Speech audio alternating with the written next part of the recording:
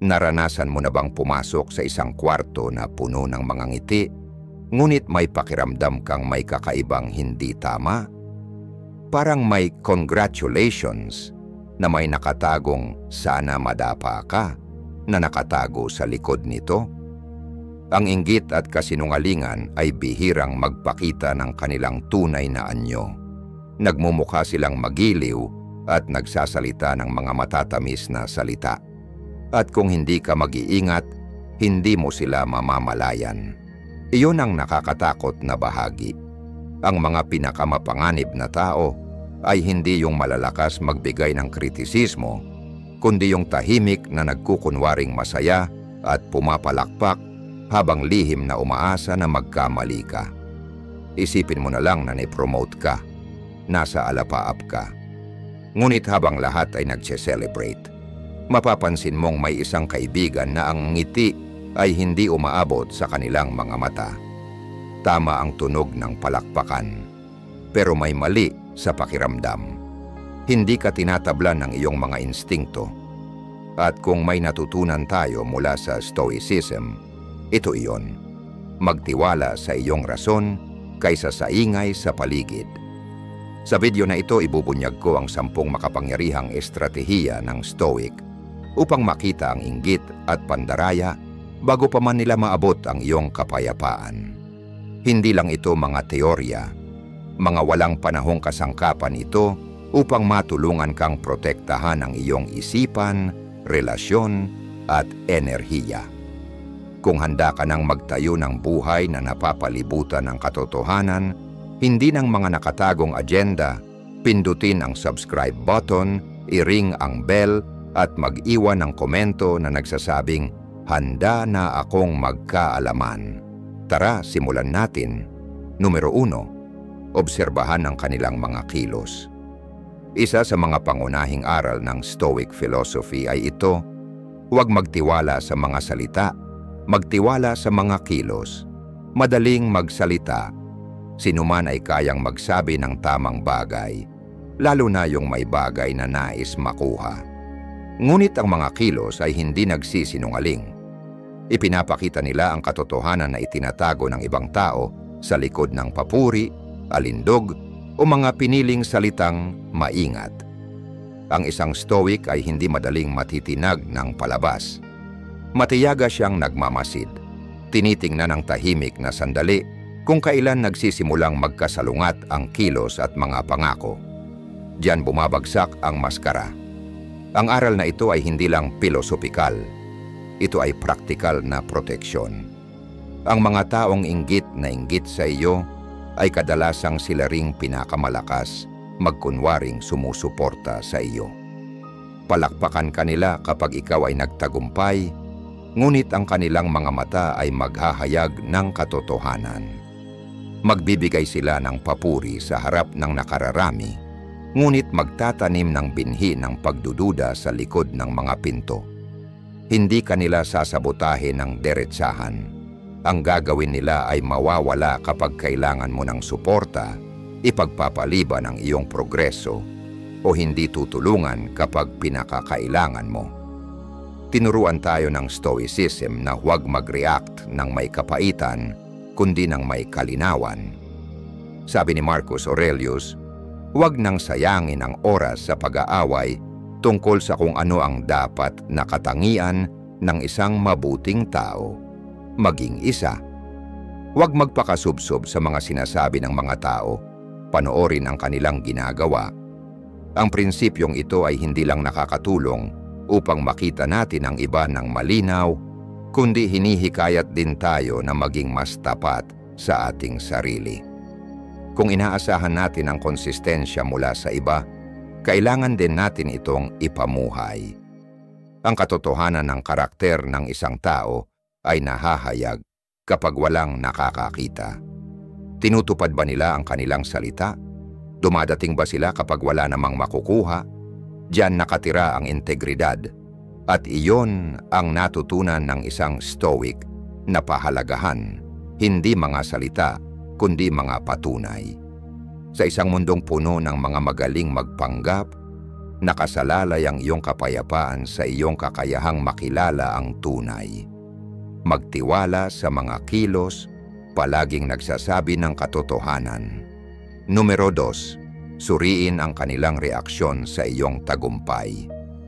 Sa pang-araw-araw na buhay, kakaunti ang mga bagay na nagpapakita ng tunay na karakter ng isang tao kaysa sa kanilang reaksyon sa iyong tagumpay. Madaling ngumiti kapag walang nakataya. Ngunit kapag nagsimula kang umangat, kapag nagsimulang magbunga ang iyong pagsusumikap, diyan nagsisimulang mag-slide ang mga maskara. Ang selos ay may paraan ng pagsiksik kahit sa pinaka-polished na mga salita. Mapapansin mo ito sa mga maliliit na pag-iwas, mga pasibo-agresibong pahayag, at kung paano bigla na lang tatahimik ang ilang tao kapag ikaw na ang binibigyan ng pansin. Ang isang stoic ay hindi naghahanap ng approval sa mga palakpakan. Binibigyan nila ng pansin ang katahimikan, ang tensyon na nananatili sa ilalim ng mga pilit na pagbati. Ang ilang tao ay hindi komportable sa tagumpay ng iba dahil pinaaalala nito sa kanila ang mga bagay na hindi pa nila nagagawa. O mas masahol pa, ang mga bagay na iniiwasan nila. Ang iyong progreso ay nagiging kanilang salamin. At sa halip na gamitin ang salamin na iyon bilang motibasyon, pinipili nilang magtanim ng sama ng loob. Hindi ito palaging malakas. Ang selos ay maaaring magmukhang mga hindi tuwirang papuri o mga pahayag na ipinagkikibit-balikat na may pagpapakita ng malasakit. Maari itong marinig bilang, "Sino ba naman ang hindi makakagawa niyan?" o "Swerte lang yan." At kung hindi ka matatag, kung hindi mo naiintindihan ang prinsipyo ng Stoic na mag-focus lang sa mga bagay na nasa iyong kontrol, maaari nilang kainin ang iyong tiwala sa sarili. Hindi nauubos ang oras ang mga Stoic sa pag-aanalisa ng motibo ng iba. Tinuruan tayo ni Marcus Aurelius na magmased, hindi maging sobra sa pagpapansin. Ipinapakita ng mga tao ang kanilang sarili, hindi sa kanilang mga sinasabi, kundi sa kanilang mga kilos. Kapag hindi ka na lumalaban, natututo ang isang matalinong tao na interpretahin ang mga kilos na iyon hindi bilang mga personal na pag-atake, kundi bilang mga senyales kung saan ilalagay ang iyong tiwala at mga senyales kung sino ang nararapat na maging bahagi ng iyong buhay. Kaya, ano ang solusyon kapag lumitaw ang inggit sa iyong paligid? Hindi mo ito lalabanan, hindi mo ito pakakainin, obserbahan mo ito, tanggapin, at mag-adjust ng naaayon. Protektahan ang iyong enerhiya, hindi sa pamamagitan ng komprontasyon, kundi ng kalinawan. Ang mga tunay na kaalyado ay magseselebra ng iyong paglago ng walang insecurities. Ang iba, hayaan mo na silang umalis, hindi dahil sa sama ng loob, kundi sa respeto sa sarili. Tinuruan tayo ng Stoicism na hindi natin kontrolado ang emosyon ng iba, ngunit kontrolado natin kung sino ang iniiwasan nating makasama sa ating buhay. Sa huli, ang iyong tagumpay ay hindi lang isang hakbang patungo sa iyong layunin. Ito ay isang pagsusulit. Ipinapakita nito ang higit pa sa pagsusumikap at progreso. Ipinapakita nito kung sino ang naglalakad sa iyong tabi at kung sino ang lihim na umaasa na magkamali ka. Pumili ng tamang kasama. Hayaan mong ang iyong circle ay mag-reflect ng iyong kapayapaan, hindi ng kanilang inggit. Numero 3, pansinang kung paano sila nakikisalamuha sa mga taong walang maibabalik sa kanila. Isa sa mga pinaka-nagpapakita ng tunay na karakter ayon sa Stoic philosophy ay kung paano tinatrato ng isang tao ang mga walang maibabalik na anumang pabor. Ang respeto, kapag ito ay tunay, ay hindi nagbabago ayon sa kapangyarihan o estado. Ang isang marangal na kaluluwa ay hindi nag-iimpok ng kabutihan para sa mga makapangyarihan o matagumpay. Ipinagkakaloob nila ito sa lahat. lalo na sa mga hindi pinapansin at walang kapangyarihan. Naniniwala ang mga Stoic na bawat tao ay may likas na halaga, anuman ang kanilang trabaho, titulo, yaman o impluensya. At ang paraan ng pagtrato natin sa mga nasa ibaba natin, kung pinaniniwalaan man natin ang konseptong iyon, ay nagsasabi ng higit pa tungkol sa atin kaysa sa anumang pampublikong tagumpay. Madaling magpakita ng respeto kapag may nanonood, ngumiti sa iyong boss o mag-flatter sa isang tao na makakatulong sa iyo. Ngunit ang tunay na pagsusulit ay nangyayari sa mga tahimik na sandali na hindi ipinagdiriwang. Noong isang beses, napansin ko ang isang kliyente sa isang corporate event na makipag-usap ng magaan at puno ng alindog sa CEO, ngunit mabilis na magalit sa isang batang intern na nabuhusan ng kape ilang minuto lang ang nakalipas. Ang kaibahang iyon ay hindi lang nakapagpa-disturb sa akin. Nagpahayag ito ng mas malalim na bagay. Ang taong ito ay nirerespeto ang kapangyarihan, hindi ang mga tao. At ang ganitong uri ng karakter, tulad ng sasabihin ng mga Stoic, ay walang laman. Madaling maglaro ang mga seloso at mapanlinlang na tao sa larong ito.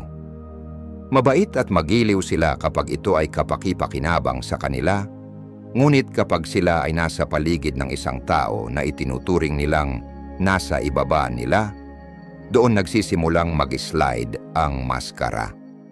Nagiging dismissive, bastos, o kaya naman ay simpleng hindi alintana. Pinapaalalahanan tayo ng Stoicism na magbigay pansin sa mga maliliit na pagbabago dahil ang paraan ng pagtrato ng isang tao sa mga walang kapangyarihan ay doon nakatago ang katotohanan. Hindi pinahahalagahan ng mga taong ito ang dignidad. Pinahahalagahan nila ang kapakinabangan. At kapag binantayan mo ng mabuti, magsisimula mong mapansin ang ganitong ugali ng mas madalas kaysa sa gusto mo. Ngunit hindi lang ito tungkol sa iba, tungkulin din natin ito. Ang Stoic na landas ay nag-uutos sa atin na pagtuunan din ng pansin ang ating sarili. Paano ka makipag-usap sa isang estranghero sa counter ng pagbabayad? Ibinibigay mo ba ang parehong init ng pakikisalamuha sa isang janitor gaya ng sa iyong manager? Kung ang sagot ay hindi isang tiyak na oo, panahon na para magnilay, dahil ang Stoicism ay hindi lang tungkol sa pagkontrol ng emosyon o pagyakap sa hirap, ito ay tungkol sa pamumuhay ng may integridad sa bawat pakikisalamuha.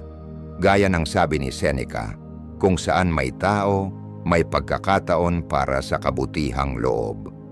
Kung tunay mong nais maunawaan ang kaluluwa ng isang tao, huwag manood kung paano nila tinatrato ang mga makapangyarihan, panoorin kung paano nila tinatrato ang mga walang kapangyarihan. Diyan lumalabas ang tunay na karakter.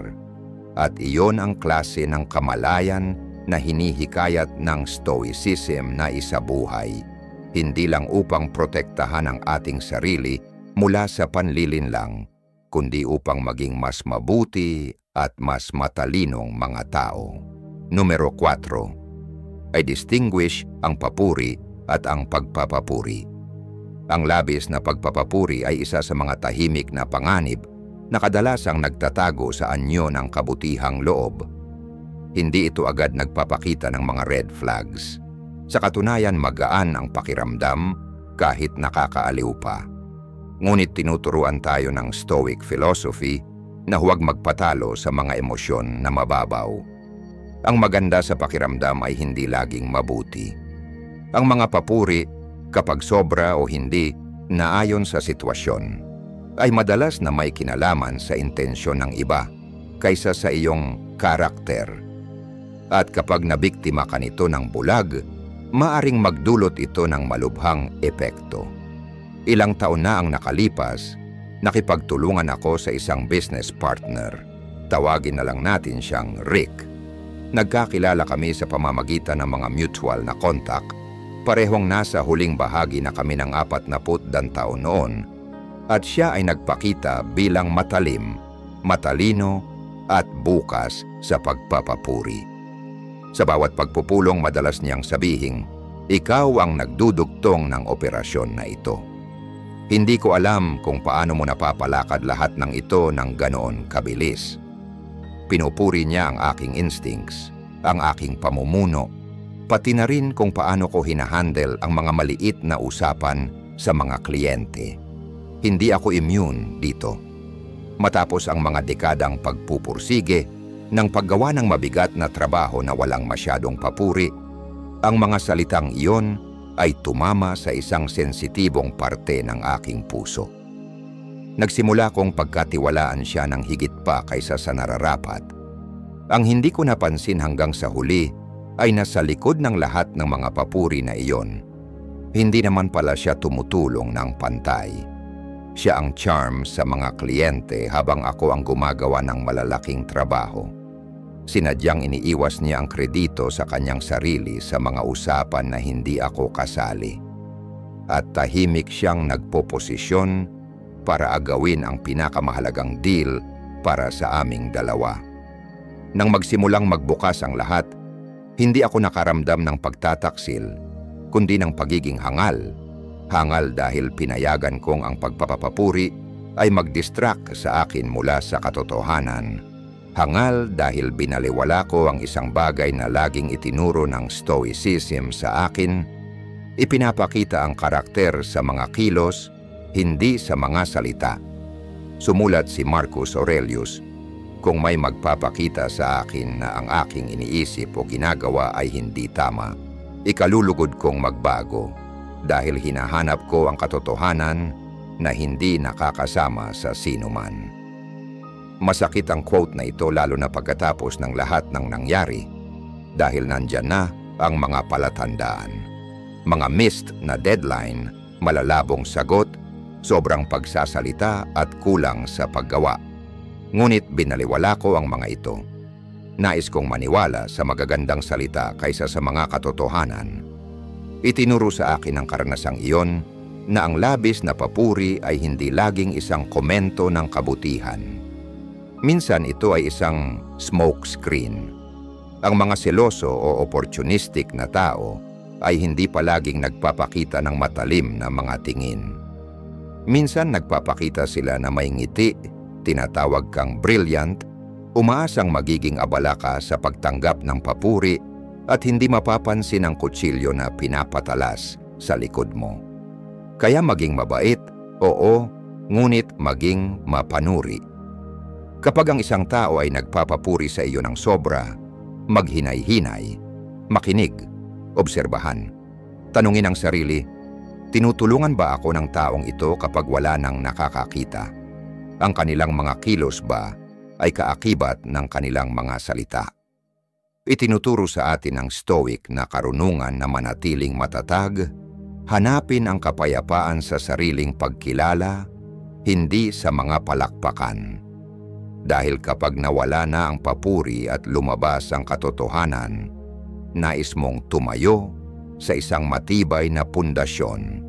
Numero 5. Subaybayan ang pagkakapare-pareho. Narito ang isang kawili-wiling katotohanan. Ipinakita sa mga pag-aaral sa behavioral psychology na ang mga taong patuloy na kumikilos ayon sa kanilang mga pinahahalagahan, anuman ang sitwasyon, ay itinuturing na mas mapagkakatiwalaan at emosyonal na matatag. Hindi sila ang pinakamalakas sa silid, hindi sila ang pinakamatamis magsalita, kundi pare-pareho lang. Libo-libong taon bago pa man ang mga pag-aaral na ito, itinuro na ng mga Stoic philosophers ang parehong prinsipyo. Huwag husgahan ang isang tao batay sa kanilang sinasabi, kundi batay sa kanilang mga ginagawa, lalo na kapag hindi ito maginhawa para sa kanila. Kapag sinusuri ang karakter ng isang tao, nagiging mahalaga ang ideyang ito. Inaanyayahan tayo ng Stoicism na mag-obserba ng tahimik, tingnan ang higit pa sa mga panlabas na itsura at suriin kung ang mga kilos ng isang tao ay tumutugma sa kanilang mga salita sa iba't ibang sandali ng buhay. dahil ang kawalan ng pagkakapare-pareho ay bihirang aksidente. Isa itong pattern at madalas nagpapakita ito ng mas malalim na ugali. Selos, kakulangan ng tiwala sa sarili, o pansariling interes na nagkukubli bilang kabutihan. Isang aral mula sa karanasan, noong isang beses, nagtiwala ako sa isang tao sa isang profesional na setting na laging bukas tungkol sa pagiging makatarungan at pagtutulungan. Ngunit nang dumating ang isang mataas na halaga na kliyente, nagbago ang kanyang tono mula sa pagiging kolaboratibo patungo sa pagiging mapagkumpetensya, mula sa pagiging sumusuporta patungo sa pagiging teritorial. Ang pagbabagong iyon ay hindi lamang ambisyon. Ito ay isang babala. Ang lalaking nagsalita tungkol sa katapatan ay hindi ito kayang panindigan kapag mataas na ang pusta. At ang kawalan ng pagkakapare-pareho na iyon, bagamat tahimik sa simula, ay nagdulot sa amin ng parehong pagkatalo ng partnership. Ito ang inihahanda sa atin ng stoic na karunungan, hindi ang mga malalaking pagtataksil, kundi ang mabagal, tahimik na pagpapakita ng tunay na karakter ng isang tao sa pamamagitan ng paulit-ulit na kilos. Ang stoic na pagtingin sumulat si Marcus Aurelius. Kung may magpapakita sa akin na ang aking iniisip o ginagawa ay hindi tama, ikalulugod kong magbago. Ngunit ang mga taong pinapalakas ng selos o panlilinlang ay hindi gagawin iyon. Magbabago sila ayon sa kung sino ang kasama nila o kung anong kailangan nila. Papurihan ka nila kapag ikaw ay kapaki-pakinabang, tapos mawawala sila, o mas masahol pa, sisisirain ka nila kapag wala ka ng silbi. Paano protektahan ang iyong sarili mag-obserba ng hindi nagmamadali sa paghuhusga? Pansinin kung paano nila tinatrato ang mga tao na walang maibabalik sa kanila. Tingnan kung ang kanilang mga prinsipyo ay bumabagsak kapag sila'y nasa ilalim ng presyon. Alamin kung pinahahalagahan nila ang parehong mga prinsipyo kapag walang nakakakita. Sa paglipas ng panahon, ang mga obserbasyong ito ay magsasabi sa iyo ng lahat.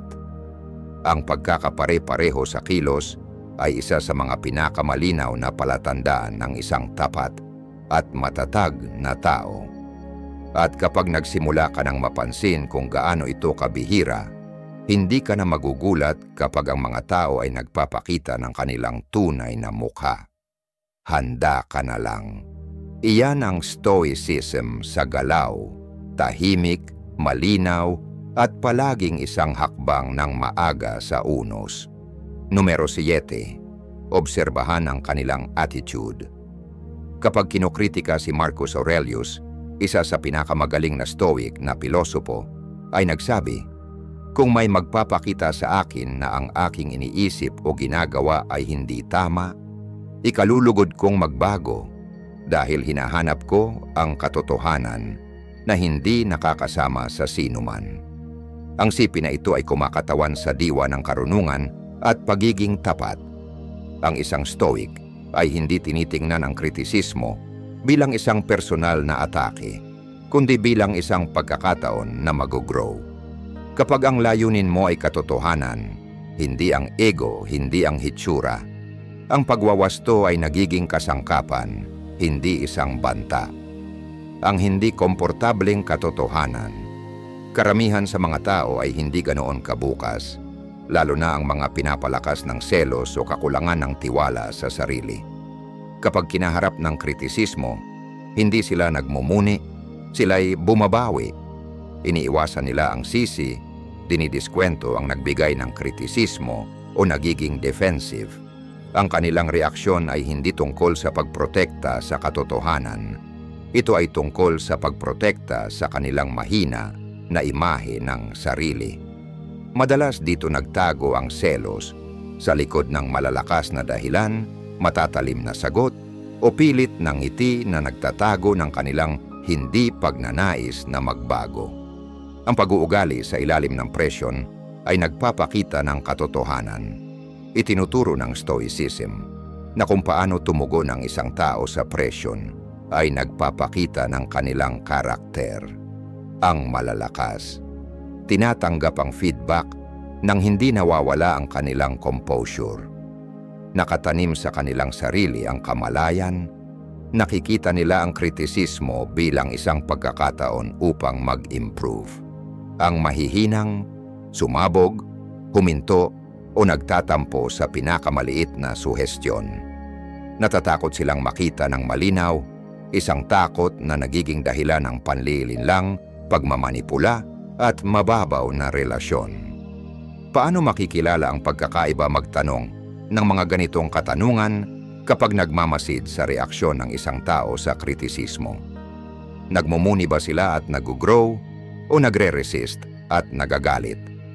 Nakikinig ba sila ng may kababaang loob o nakikipagtalo upang protektahan ang kanilang pride? Ang mga sandaling ito ay nagsasabi ng higit pa kaysa sa anumang salitang kanilang sasabihin. Balikan ang salamin, iniaanyaya tayo ng Stoicism na suriin ang ating sarili ng may parehong rigor. Tinatanggap ko ba ang kritisismo bilang isang pagkakataon upang mag-improve? O nagmamadali akong ipagtanggol ang aking sarili? Hinahanap ko ba ang katotohanan kahit na masakit o validation lang? Ang iyong mga sagot ay magpapakita kung ang iyong pagkakakilanlan ay nakabatay sa self-awareness o ilusyon. Ang aral ng Stoic, sa tradisyong Stoic, ang katotohanan ay hindi kailanman kaaway. Ang nakakapanakit sa atin ay hindi ang pagiging mali. Ito ay ang hindi pag-amin nito. Sa isang mundong kadalasang binabalewala ang karunungan ng pride, ang pagtanggap ng kritisismo ng may kalmadong pagmumuni ay isang bihirang anyo ng self-mastery. Ito ang tanda ng isang tao na hindi tinatabla ng ego, tapat sa paglago at sa huli, malaya. Numero 8, pansinin ang mga hindi sinadyang paghahambing. Sa araw-araw na buhay, madalas tayong makatagpo ng mga paghahambing na tila hindi seryoso sa unang tingin, ngunit may mas malalim at mabigat na kahulugan. Dumadating sila sa anyo ng mga inosenteng parirala, nakatago bilang isang pag-uusap, ngunit tahimik nilang ipinapakita ang selos, insekuridad o panlilinlang. Itinuturo ng pilosopiyang Stoic sa atin na huwag basta tanggapin ang mga sandaling ito, kundi makinig ng may kamalayan. Kapag ang isang tao ay paulit-ulit na kinukumpara ka sa iba, hindi ito tungkol sa iyo. Ito ay tungkol sa nararamdaman nila sa loob. Ang selos ay bihirang magpakita ng direkta. Sa halip, dumadaan ito sa mga banayad na paghahambing na naglalayong pababain ang iyong progreso ng sapat upang gawing mas kontento ang ibang tao at hindi maramdaman ang kanilang kakulangan. Halimbawa, kung ibinahagi mo na ang isang personal na tagumpay, isang breakthrough, o kahit isang simpleng sandali ng kaligayahan, at narinig mong, ayos lang yan, pero nakita mo na ba kung anong ginagawa ni Mark lately? Tiyak na naramdaman mo iyon. Hindi iyon pagpapalakas ng loob. Isang pagtatangkang magtulak pababa sa iyo upang bumalik sa lugar na komportable sila. Ang ganitong ugali ay karaniwang nagmumula sa mga taong hindi pa tinatanggap ang kanilang sariling landas. Ang patuloy na paghahambing ay isang mekanismo ng depensa, isang paraan upang protektahan ang isang mahina na ego sa pamamagitan ng pagpapalabas ng insekuridad sa iba. Ang panganib, sa paglipas ng panahon, ang mga banayad na pang-iinsulto, kung papayagan mong pumasok sa iyong isipan, ay maaring unti-unting magpababa sa iyong halaga sa sarili. Baka magsimula kang magtaka sa iyong progreso, kahit na nagsikap ka at nanatiling tapat sa iyong mga halaga. Ito mismo ang tinutulungan ng Stoicism na labanan. Pinapaalala ng pilosopiyang Stoic sa atin na ang mga paghahambing na ito ay mga panlabas na paghatol. Mga ingay lamang na hindi dapat magdikta sa ating panloob na kalmado. Ang sinasabi ng iba, lalo na kapag may halong selos o insekuridad, ay labas sa ating kontrol. Ang nasa ating kontrol ay kung paano tayo tumugon. Ang matalinong tugon ay hindi ipagtanggol, makipagtalo, o gumanti, kundi manatiling nakatapak sa kaalaman sa sarili. Tulad ng turo ni Epictetus, dapat nating paghiwalayin ang ating mga aksyon, ang ating mga paniniwala, at ang sa iba, ang kanilang opinyon, ang kanilang emosyon. Magmuni-muni tungkol sa mga tao sa iyong buhay na madalas gumawa ng mga paghahambing na ito. Sila ba talaga ay sumusuporta sa iyo? O tahimik silang nakikipagkumpetensya sa iyo kahit na walang bagay na dapat ipagkumpetensya? Ang mga tunay na sumusuporta sa iyo ay hindi ka ikukumpara sa iba. Ipagdiriwang nila ang iyong paglago nang hindi ito ikinukumpara sa iba. Sa huli, ang landas ng Stoic ay hindi tungkol sa pagiging hindi apektado ng mundo. Ito ay tungkol sa hindi pag-abala ng mga bagay na hindi nararapat na galawin ang iyong kapayapaan.